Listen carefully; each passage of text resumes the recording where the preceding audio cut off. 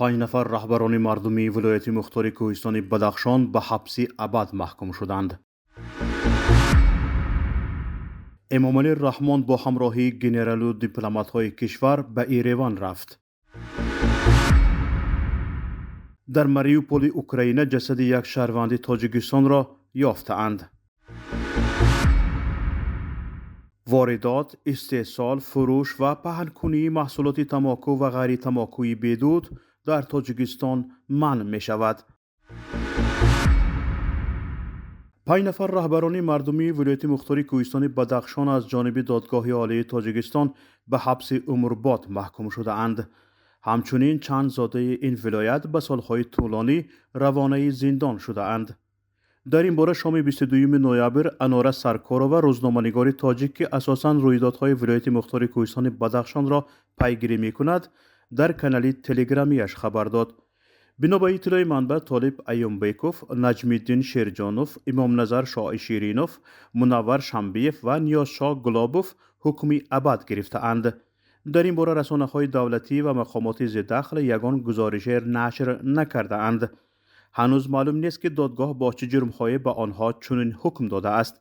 ولی بعد بازداشت ایومبیکوف، شنبیف و گلابوف در ماه ایون، ریاست وزارت کارهای داخلی ولایت بدخشان خبر داده بود که از آنها و افرادشان مقدار زیادی اسلحه و تقریباً 200 کیلو مواد مخدر پیدا کرده اند.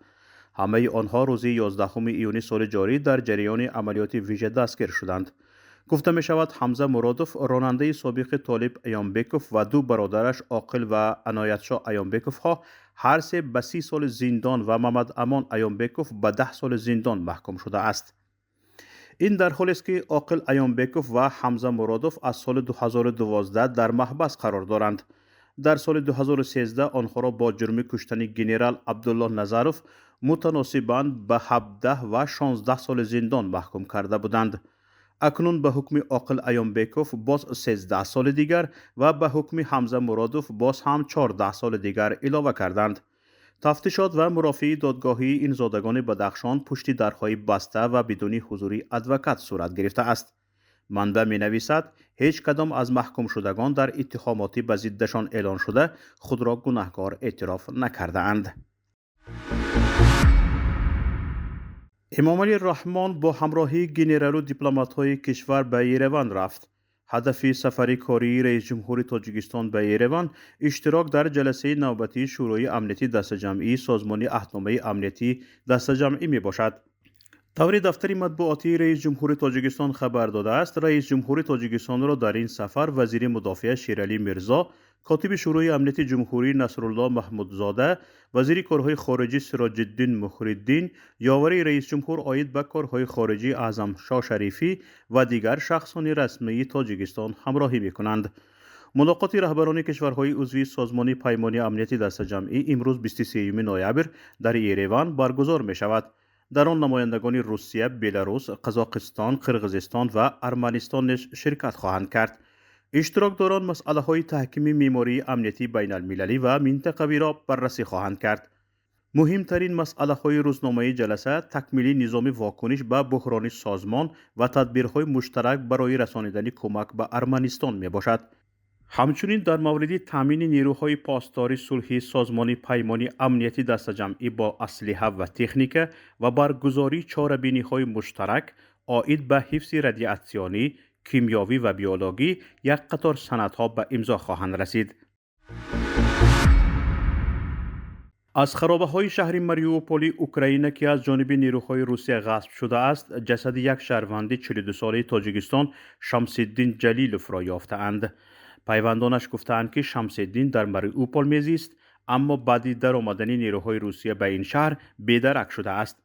رادیوی آزادی می نویسد برادری او حامد جلیلوف که برای آوردن جسد به ماریوپول رفته است، گفته است که جسد را شناخته نمی شود. شخصیت برادرش را تنها از روی سندها دقیق کردند.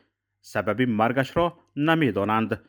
معلوم نیست این مرد در نتیجه حمله نیروهای روسیه کشته شده است و یا هنگام خراب شدن بینایی که در آن میزیست.